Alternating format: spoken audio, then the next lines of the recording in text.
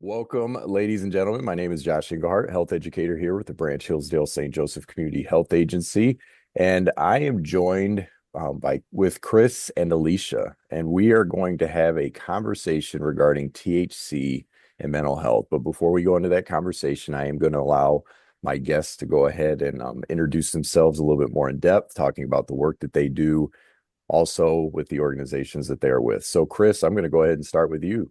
Mind introducing yourself? Hi, I am Chris Firestone. I am with LifeWays in Hillsdale, and I'm a certified prevention consultant with LifeWays, which is a fancy title for I go into the schools and I work with a lot of the high-risk teens. I work with the juvenile probation teens in the county. So I do a lot of work with um, kids that are currently using substances. Good deal. Thank you very much, Chris. Alicia, go ahead. And I'm Alyssia Moord. I work at Pivotal in the Three Rivers office, which is the St. Joe County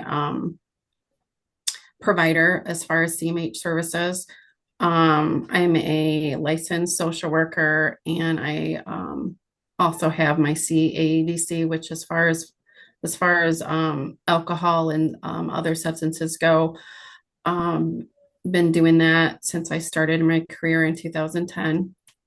So I've done a lot of substance abuse treatment for adults, but I also now work with kids and adults in my career for the last few years.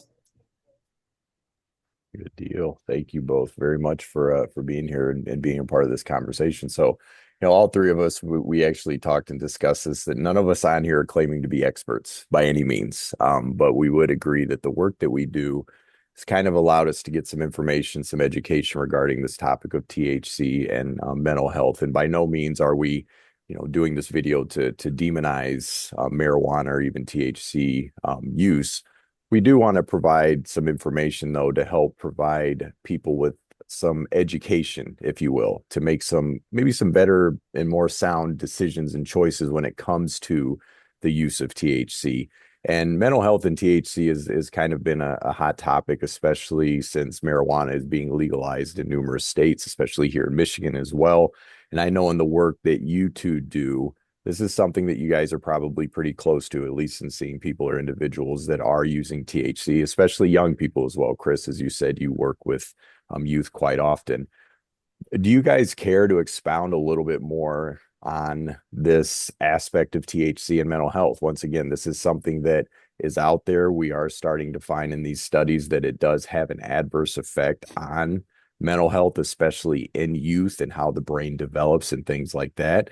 Do you guys care to talk a little bit more about that? And feel free to jump in, whoever wants to go. Well, I think that with our youth, there is a lot of misconception out there. They don't understand that their brain is still developing, bottom line. And that frontal cortex, which is responsible for their memory, the learning, emotion regulation, a lot of different things, all of these things are still developing until they say around the age 25. And when you add substances to that, the gray matter is actually smaller and it doesn't develop appropriately because they're actually doing damage that they don't realize. Right. And in knowing this and seeing this stuff, this is something too to where this carries over into adulthood, correct? So when a person is using THC, and we all can agree, I mean, this is something I think that probably should have been prefaced just before. The THC contents and amounts in the marijuana today and THC products today is far more significant, far higher than what it was, even decades prior. So you're seeing the stigma of marijuana use being removed because of its legalization. Definitely more products are being sold out there because of its legalization. So there's that marketing component. But the product itself that's being used, dare I say, is more dangerous when it comes to those effects on mental health. When you're looking at THC content and concentration levels of, 60, 70, 80, even 90%. And that's the psychoactive component of the marijuana plant. So young people using these products while their brain is developing, it really sets the stage for how they are as an adult when it comes to those things, like you said, memory recall, emotion regulation, and things like that. Um, so when you're looking at certain things, let's say, certain mental health disorders like psychosis and schizophrenia, do you guys care to elaborate a little bit more on that? Because these are some serious mental health issues that people deal with, even apart from using THC. But when you start to use a product that can bring these conditions on, there are some studies showing that, once again, THC, a psychoactive drug, is actually developing these conditions, especially in young people. Is that true? I've seen some things sometimes where clients, when I'm having some of my teenagers, for instance, that like if they already kind of had some things with anxiety or their own personal kind of paranoia, or if they've had some trauma, that it's worsening some of those symptoms for themselves. Um, and because of how marijuana is looked at to like not be habit forming or problematic, that they're not able to see the effects of how the substance is having an impact on their thinking or on their mood or on their relationships, because they don't see the longevity of how it metabolizes it in their system and how it is impacting their coping, um, and their thoughts for themselves. Um, I've had kids come into therapy, and even in just noticing somewhat at the beginning on how it really made them extra anxious the first time that they used, or having delusional thoughts, and it bringing about suppressed memories in ways that they're having challenges with dealing with. Um, that's some of the experiences that I've had. Chris, would you say that those are things that you've also seen and witnessed as well in your line of work? Absolutely. A lot of the kids will come in and they'll talk about, how they've had these experiences. They call it greening out. I've learned the term. And so these kids will be talking about the greening out experience that they had. What they don't understand is once they've had that experience, the chances of having it again are high. And that can turn into a permanent disorder. So they have these hallucinations, they have these delusions, and the next thing you know, they've got a permanent mental health disorder that is not reversible because they've done the damage to the brain already. So that's the part, because they frequently will say things like, "Oh, this is safe." And we talk about just because something is legal does not make it safe. Is it safe for me to drink alcohol multiple times a day or all day? Absolutely not. And it's legal. It's been legal for years. So again, these are the conversations that we're having because they have to understand that just because it's legal doesn't make it safe.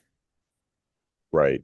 Right. And, once again, it goes back to that thought of the stigma of it, right? Legalization kind of removes that stigma. And stigmas, in a sense, can be good to an extent, right? They help kind of govern behavior and make people think twice before they act once. And you're seeing that now being removed from marijuana use. And then once again, you always have a bad character in play, right? Well, at least it's not like marijuana or not marijuana. At least it's not like alcohol or something like that, right? So there's this viewpoint. And we can talk to that a little bit more. When it comes to marijuana, you also have the medicinal aspect to it, right? And that's more so and you guys can correct me if I'm wrong, this is just stuff that I've researched and studied. You have the cannabidiol, the CBD component of the marijuana plant, and then you have the tetrahydrocannabinol, the THC, which is the psychoactive component. The studies that they are starting to show since the legalization of marijuana more and more is that the CBD is, yes, the primary medicinal component of the marijuana plant, while THC doesn't really serve that big of a purpose when it comes to the medicinal component of the plant. However, when you start talking about a topic like what we are right now, you kind of get thrown into this group of this sensitive topic of, well, you're bashing the whole thing. Like, I have a family member maybe that's using marijuana to help treat their pain. So by you bringing this up and saying, well, there's a danger to using marijuana because of mental health, people might just be sensitive to that and thinking that you're bashing their family member using it for medicinal purposes and reasons. And that's not what we're trying to do. We're wanting to provide the education and saying, like, listen, these high levels of THC do cause mental health issues in individuals, like psychosis, like schizophrenia, and things like that. And when you look at young people, like what we're talking about in this, how that sets them up for how they then are, their mental health as adults is extremely affected. I mean, once again, memory recall, emotional regulation, and all that stuff being affected and damaged because they're using this product at a young age with the thought and belief that it's really not that big of an issue. In your guys' opinion, marijuana back when we were kids, many times a young person would use it out of a sense of just curiosity for recreation, right? Do you guys believe that young people are getting involved with it more because they have, let's say, some pre-existing mental health issues and they think marijuana will help alleviate those issues? Or do you feel like that they are still getting involved with it for recreational curiosity purposes, which then are leading to some mental health issues? Or would you say both? I'd say people are more so using it for emotional reasons. They're using it for coping, and it being talked about that way. And so then not only are they getting stunted within their brain as far as development, it's also development of learning how to handle life's terms in the natural way and the safer ways. And so becoming that dependent is like that being the resource, when it comes to stuff that they don't want to feel or experience. I would agree with that because I think I worked at Hope House here in Jonesville for a long time, and inevitably, like I did all the intakes. So everybody coming in, we would talk about their substance use and the pathway that they were, how they started and where it led to. And every single person, hands down, marijuana and alcohol were the number one place that they started, and then it evolved from there. And even the kids that I work with today, when we start talking about what made you start using, curiosity was definitely part of it, but they deal with anxiety. They don't understand that it causes worse problems with anxiety, depression, and again, coping skills, just like Alicia said, there's no, the coping skills are not being developed, so they don't know what else to do. So the substance and there we go with instant gratification, which is a big thing for kids these days. Like, I want to get rid of it or I want to fix it. I want to do it right now. So let's get high. It doesn't fix anything. And we talk about all the time about, okay, so now that you've gotten high and you've done it multiple times, when you come down, what happens? We're right back at square one again. So nothing has been solved. So definitely they're not learning the coping skills. They're just simply getting getting the instant gratification and moving through day to day thinking that this is the best way to handle things, which unfortunately, and I'm not pushing this gateway thing. I guess I'm going to say it though. But when they start there and then a friend says, "Hey, that's not working for you anymore. Here, try this." We've got kids that are, polysubstance users at young ages, Right. unfortunately. Right. I think even if we wouldn't say exactly gateway, I think it's the gateway to like more maladaptive behaviors versus adaptive. And Good way to so put it. it just it perpetuates that cycle of um, unhealthy resources. Right. And I mean, it would be safe to assume that a maladaptive behavior could help contribute to a decision or choice to utilize or use other substances as well. So once again, they all kind of interweave and connect. And I think you guys would agree, is youth, one of the biggest hinders that we even had when we were younger, and kids still do today, is we lack foresight, right? And like you said, you combine that with instant gratification. We live in the now, right? Like everything's now, and it couldn't happen to me. That's not going to be me. But Chris, you said something too that was interesting when you said, and you also said it as well, Alicia, that we have these young people that are using these THC products to cope with anxiety, to cope with depression or whatever the case may be. Is it true that, as you guys were just talking about unpacking, so if I'm a young person and I'm already dealing with these mental health conditions and issues, and someone's like, hey, just smoke some weed, take some THC or something like that, it'll help calm you down. Instant gratification, right? I use the product, all of a sudden I feel better. But then when that high goes away, is it necessarily going back to square one, or does my baseline start to change now to where now the anxiety and the depression is actually exacerbated because I'm using this product? Would you guys say that would be safe to assume that I'm actually in the time that I'm using this product frequently, that I'm actually intensifying those issues as time goes on, to where now my need and crave for it and dependency intensifies?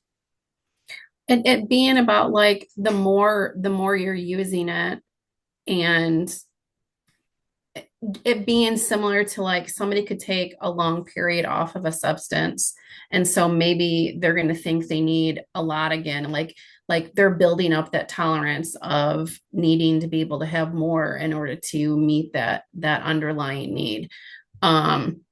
So we know it's going to exasperate things. And so even when we look at the DSM, and maybe sometimes some clients may say no, if you have more of a conversation with them, you can see how they meet the areas of like 5 to 6 symptoms. So And I think there's another side of that, is that people are not like they'll go off of it. And I've heard a lot of kids say like, I'm definitely addicted to it. And then I went off of it and my anxiety was really high. Well, that's a withdrawal symptom. And they mhm. don't recognize that. Headaches, that's a withdrawal symptom. So they turn around and they start using it more because it was helping my anxiety. No, it was helping your withdrawal symptom. And I don't think that kids necessarily recognize that. So then that kind of sets up the question then too. Like, we can have this discussion to make it sound kind of like doom and gloom, right? Kid uses THC for the first time and they're forever changed, right? What about that kid that maybe watches this video and is like, you know what? All right, I'm going to stop using THC. I remember Chris saying that I'm going to feel some stuff and some things, and that's just going to be withdrawals, and I'm going to get through that. What kind of Is it possible for then that young person's brain to start to figure things out, like kind of come back to a place where maybe memory recall is improved through proper, let's say, counseling and even maybe some medications and stuff like that, that their emotional, balance and regulations can be kind of leveled out as well? Is the damage done when it comes to a young person using THC and then they decide to be done with it? Or is there still hope for them to develop some healthy mental health skills after being someone that's used THC? Is that a stumper? I've seen some brain scans where they show that people can heal. And then I've heard things where sometimes, like we were talking about earlier, where some things can be permanent, unfortunately. Um, so I think that it's both. I don't Chris, know what do if you is people that have different experience of knowledge. right? Yeah, and I think it depends on what happens during that time of use as well. Stopped early on, I think that things can be reversed, but I think it just depends on how long the use has been. Right. No, and I appreciate your guys' honesty with that because I do. I remember reading some studies done, especially recently when it comes to marijuana and the developing brain, and really that an individual. So interesting stat that I came across when it came to THC products that are being sold in, dispensaries and things like that. Um, the heaviest user group of THC products that are marketed. Now, this isn't necessarily just those, obviously, that go into the stores and buy it, but they're just saying these, edibles and things like that are the ages between 16 and 21.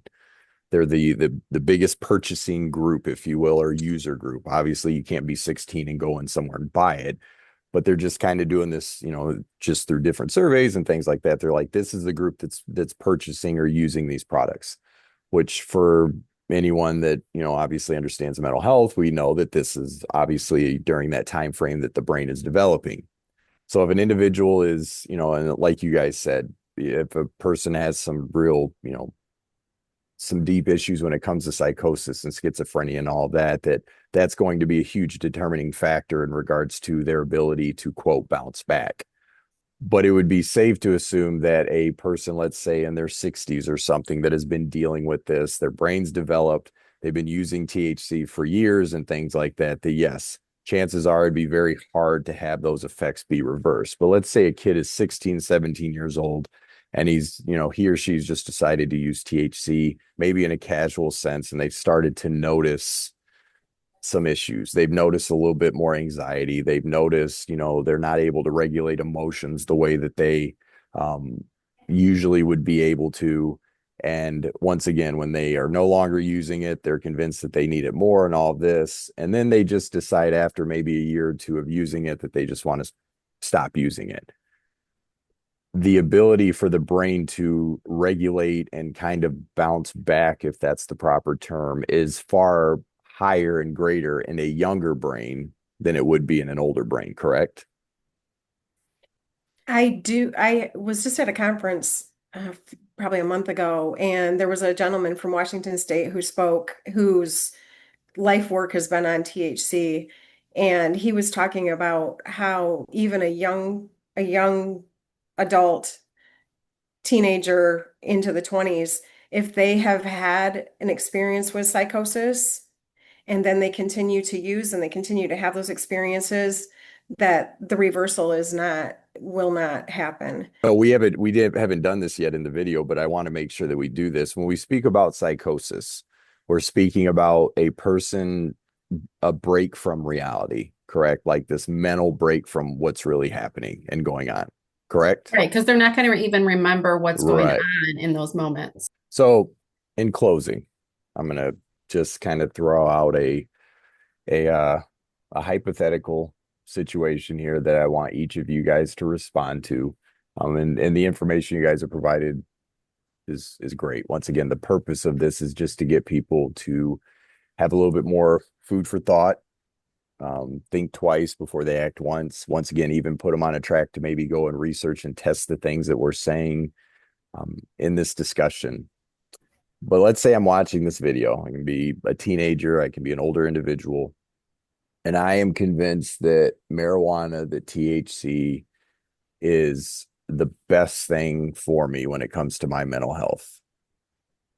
In your guys's own words or whatever, what would you guys say to someone that makes that claim? Because once again, we are living in a time where this is kind of the belief, right? That people believe that, I feel this way. You guys even said it yourself when it comes to youth. They already have these pre-existing conditions or issues. Some do it for curiosity and it's recreational. But we do have a decent demographic now of young people that their introduction to THC use is because of mental health stuff that's going on. Okay. So they get involved with it, whatever the case may be, or a person that's just been using it for the last few decades and now it's legal. So they can but they have these issues. They use the product, the issues subside, the product goes away, the high goes away, the issues come back. They are convinced that they have to continue to use this product because it's what obviously makes them feel better. It's that instant gratification. what would you guys say to that individual, what they need to be mindful of, or whatever the case may be? I know it's probably a loaded hypothetical and a loaded question, but um, no, what would you guys say to that? I'd say that they're trying to live life from like a numb state, um, that they don't want to fully experience life, because feelings are too much for them. Um, and to try to like remind people that like we're not intended to be happy all the time, that we have to be able to feel our feelings in order to actually truly be safe and be in control. And when we are disconnected from those things from ourselves, then then we don't truly know how we feel or what we need, and then it makes it so that we're not as connected to others in those kinds of ways. And so it's living in a fogged state, and it separates you from what is true. So that would be my opinion. I like that. Chris, what about you? I'm just going to add on to what she said because I agree 100% with what she just said. I also like to encourage people to find some different solutions, work in the solution. So what else can you do? Obviously, substances are going to bring on certain feelings, but have you tried meditation? Have you tried different different things? There's a lot of solutions out there if people are willing to look for them. It's just understanding that this way may not be the best way, and there are definitely some other things that can be done if you want to find a solution. Is it going to be the instant gratification? Probably not, depending. Like I can go into the woods and get lost there and it changes my mood every single time. Is that going to work for everybody? Maybe not. But if people are willing to look for the solutions and try new things and open their minds to new things, there are definitely solutions for everybody. Um, Struggle and pain has a purpose in our life, right? It allows us to appreciate the good stuff, right? Like Chris, you're sitting in a room right now and you said the sun's kind of just blasting through. You wouldn't be able to recognize that if you didn't know what it was like to sit in a room that's completely dark. Mhm. And I think that broken roads lead to somewhere as well. And I think that, the work that you guys do, I think that you guys obviously do a great job in helping people navigate through that. Once again, speaking to their issues and their struggles, you are no way dismissing that. You're just wanting them to understand and know that there are other things out there to help them navigate through that. And as you said, Alyssia, that the life isn't meant to be lived in a fashionable way to where the struggles are ignored. It's a part of life, but it teaches us to appreciate those good times all the much more. So if anything, those struggles actually have a value. So um, it's good stuff, guys. Good word. So is there anything that you guys want to add in closing that you feel like that we didn't discuss, that we didn't hit on? I think you guys, once again, you did a great job kind of painting the picture in regards to, once again, giving people some seeds of thought, as I like to say, when it comes to THC and mental health. Is there anything else so that you guys would like to add? No, just thanks for having me and doing this. No Yeah, problem. this was awesome because I think it's important to get this information out. Definitely, definitely. And I truly do appreciate you guys taking the time once again to provide this content for our Lock It Up campaign. And it's great information. So you guys have a great day. And once again, thank you very much for taking the time to participate in this discussion. Thank you. Thanks.